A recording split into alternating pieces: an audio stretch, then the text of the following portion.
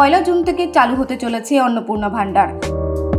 কারা এই সরকারি প্রকল্পের সুবিধা পাবেন আর কারা পাবেন না তা নিয়ে জল্পনার মধ্যেই বুধবার বিধানসভায় গুরুত্বপূর্ণ ঘোষণা করলেন পুর ও নগরোন্নয়ন মন্ত্রী অগ্নিমিত্রা পাল। তিনি জানান, বর্তমানে যারা লক্ষ্মী ভান্ডারের সুবিধা পেয়েছেন তাদের সকলেই অন্নপূর্ণা ভান্ডারের আওতায় আসবেন।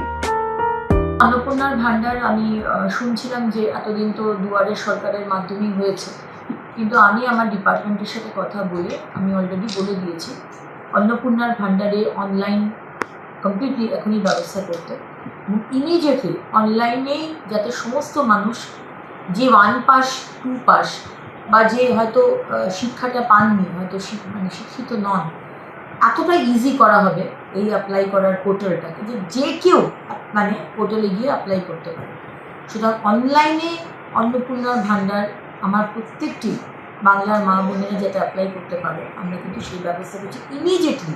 কারণ কি মাননীয় মুখ্যমন্ত্রী বলে দিয়েছেন যে 1 জুন, মাইন্ডেড 1 জুন থেকে আমরা যা যা প্রতিশ্রুতি দিয়েছিলাম 3000 টাকার অন্নপূর্ণার ভান্ডার এবং সরকারি বাসে মা বোনেদের কোনো ভাড়া দিতে হবে না, এই দুটো আমরা চালু করতেছি। যারা লক্ষ্মীর ভান্ডার পাচ্ছিলেন তারাই সবাই আবার অন্নপূর্ণার ভান্ডার পাবেন।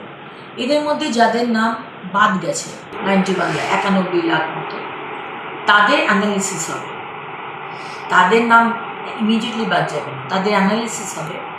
তাদের নাম মারা গেছে, সে তো আর লক্ষ্মীর ভান্ডার বা অন্নপূর্ণার ভান্ডার, লক্ষ্মীর ভান্ডার পেয়ে এসছে, অন্নপূর্ণার ভান্ডার সে পাবে না। কেউ যদি বাংলাদেশের সিটিজেন হন, নাগরিক হন, বা বার্মা, রোহিঙ্গা, সে তো আমাদের অন্নপূর্ণার ভান্ডার পাওয়ার তার যোগ্যতা নেই, সুতরাং তারা পাবেন না। কিন্তু যাদের নাম যে কোনো কারণে ডিলিট হয়েছে, তারা আমাদের নাগরিক নন, সেটা অ্যানালিসিস করার পরে জানা গেল তারা লক্ষ্মীর ভান্ডার পাবেন না। এর থেকে আলাদা করে রাখা হয়েছে যারা ট্রাইব্যুনালে আপিল করেছে, তাদের নাম কাটা গেছে, এবং যারা ট্রাইব্যুনালে আপিল করেছে তারা কিন্তু এখনও লক্ষ্মীর ভান্ডার পাবেন, তাদের নাম কিন্তু কাটা যাবে না, বিকজ তারা আপিল করেছেন, তারা প্রসেসে রয়েছে। এবং যারা সিএ এর জন্য আপিল করেছেন তারাও কিন্তু অন্নপূর্ণার ভান্ডার পাবেন, তাদের নামও কাটা যাবে না। ভোটার আইডি কার্ড বা ভোটার লিস্টে তার নাম উঠেছে, যে কন্ডিশনগুলো আমি বললাম